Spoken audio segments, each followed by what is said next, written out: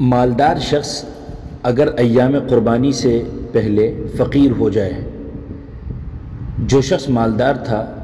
اسی وقت اس نے قربانی کی نیت سے جانور خریدا تھا، پھر وہ جانور گم یا ضائع ہو گیا اور جب قربانی کا وقت آیا تو یہ مالدار فقیر ہو گیا، یعنی صاحب نصاب نہیں رہا، تو اس پر دوسرے جانور کی قربانی لازم نہیں ہے۔ اگر فقیر شخص ایام قربانی میں مالدار ہو جائے، جو شخص پہلے فقیر تھا عین ایام قربانی میں یا قربانی کے تیسرے دن آخری وقت میں صاحب نصاب ہو گیا تو اس پر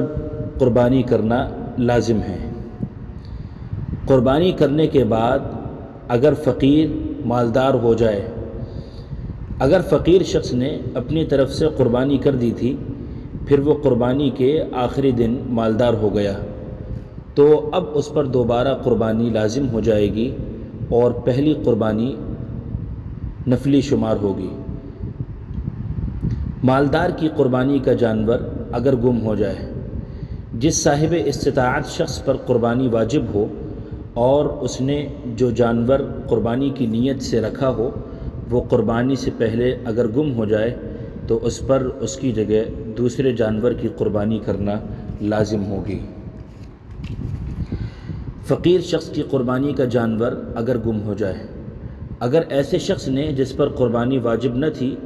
کوئی جانور قربانی کی نیت سے خرید لیا تھا پھر وہ قربانی سے پہلے گم ہو گیا تو اس پر دوسرے جانور کی قربانی لازم نہیں ہے۔